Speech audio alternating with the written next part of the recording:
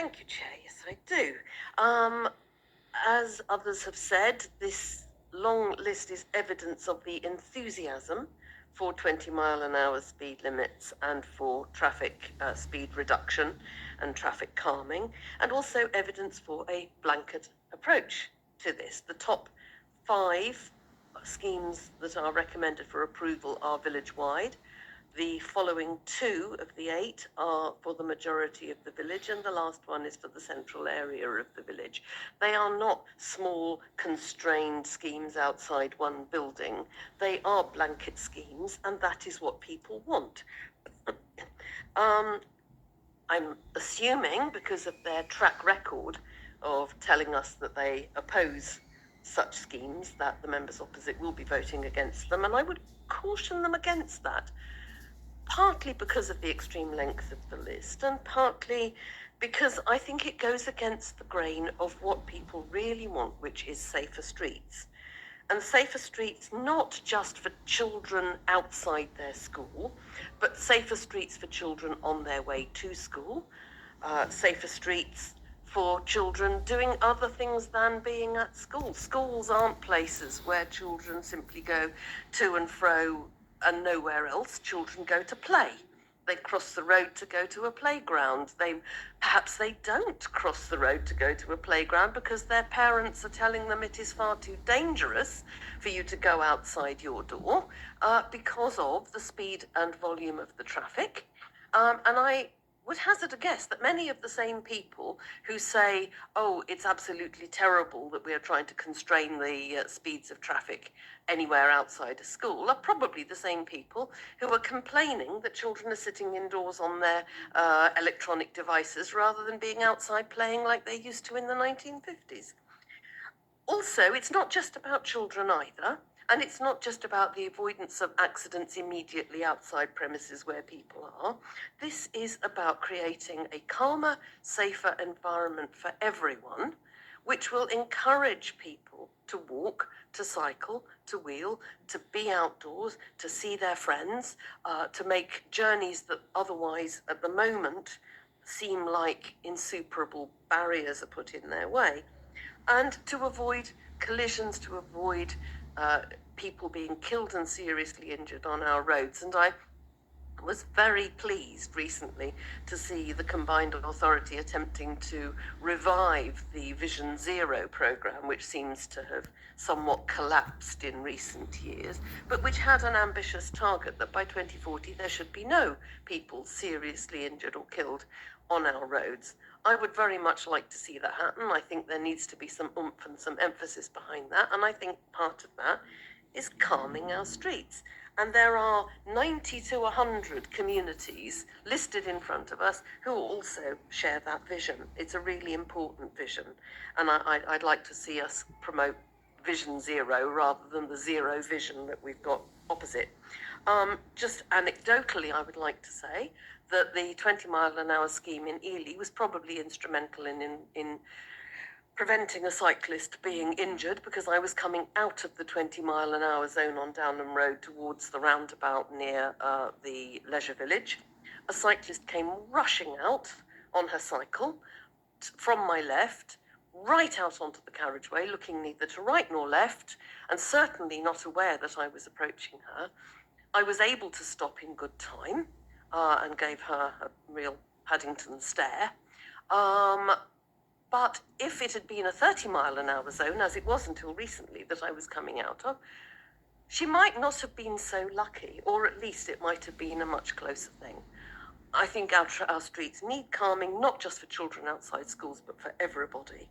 And I would further like to point out that in the list in front of us, there are 5 schemes presented from East Cambridgeshire.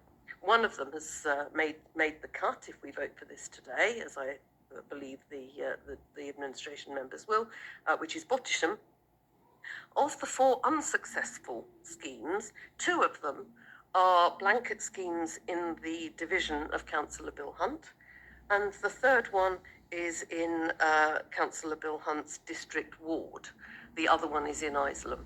So if Councillor Hunt is going to continue to promote this message of no traffic calming, no safer streets, no 20 miles an hour limits, and certainly no blanket schemes, perhaps he ought to be listening a little more to what his residents are asking us to do. Thank you. First of all, I would like to object most vehemently with regard to the comments made earlier by Councillor Dupre. Just because we sit on this side of the chamber does not mean that we do not support 20 mile an hour schemes. I want to make that perfectly clear. In my particular division, last year, one of my parishes was successful, and I helped them with that programme to get the 20 mile an hour scheme following a near miss of a child on a pedestrian crossing. To say that we do not think about our residents, I think is an absolute disgrace, to be quite honestly. And then if you look at this year's, the list here, there are 5 schemes within my county division which I have assisted all parishes with that and residents for that 20 mile an hour schemes. So to say that I don't care about my residents, I think is disgraceful, and I would really like to see that removed. Thank you very much, Chair. Chair, explanation, that is exactly not what I said. I made a specific reference to Councillor Hunt and the schemes in his division. I certainly did not suggest that nobody on the other side cared. It's just I'd rather like them to show it a bit more. Thank you for that clarification. Thank you for the passions there. Councillor French. Thank you, Chair. I'd really like to take exception to what I consider to be a focused personal attack by Councillor Dupre. I think the ability to play back this meeting will show that that was just vindictive and way below the standards that I would expect in the County Council major committee meeting. And I would expect, sir, that you would also share that. It was a personal attack. I think it is really unfortunate as well, because as you very well know, Chair, and the Vice Chair knows as well, that I've been very keen on getting proper slowing of traffic and restriction of traffic on one of the major roads in my division. And I've been going on, and I will do when we get to forward agenda, about the A1421 again.